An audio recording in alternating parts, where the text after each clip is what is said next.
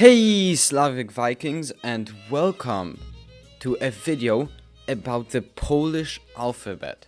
And more concretely, I'm gonna answer the question, why isn't the Polish alphabet derived from the Cyrillic? If you look at the Polish alphabet, you can immediately notice that it's very similar to English. Like, it uses very similar letters to English, like many European countries do. And that's because both English and Polish derive from the same language, and that is Latin. So they both use the Latin alphabet.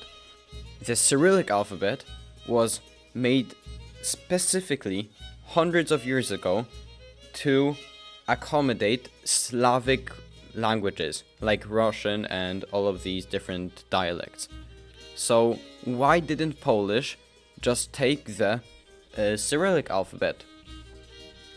And the answer to that is actually quite interesting, because at the time where Poland had to decide what alphabet they were using for bureaucratic reasons, they chose the Latin alphabet with small changes, which I'm going to discuss in a minute, because Poland was allied to Latin-based countries way more than Russian countries.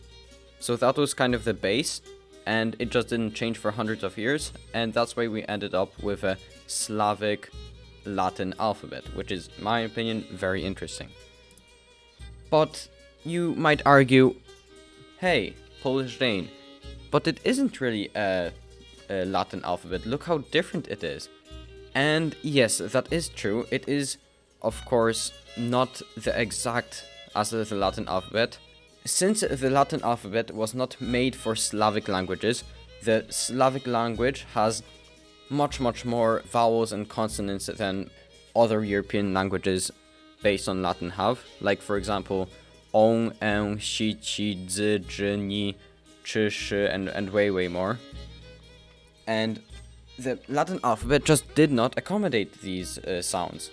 So what the Polish did was that they just added a small tail onto some of the letters to change how it sounds.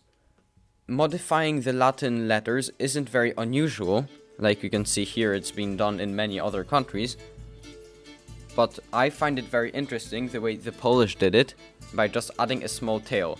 It was very clearly designed to be easily implemented in writing.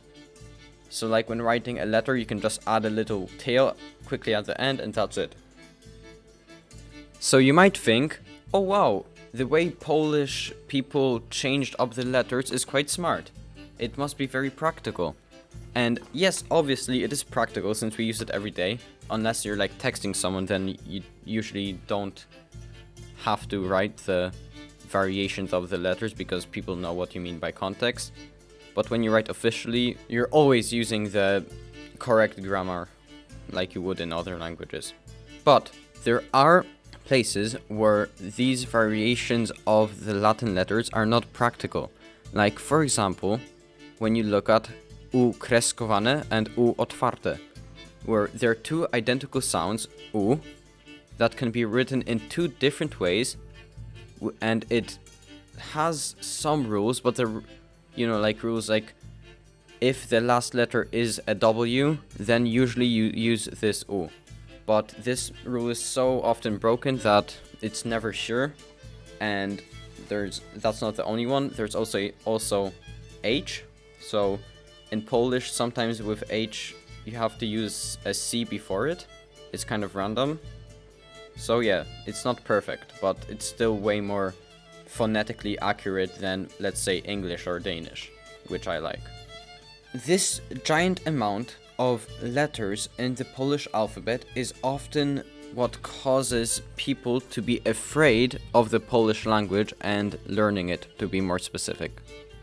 Anyway, I know I already talked about many of these things in my first video on this channel, but I added a bit more in this video, and I hope you now understand why Polish is using the Latin alphabet, or a variation of the Latin alphabet, instead of the Russian Cyrillic one. And as always, farewell, żegnam, and goodbye.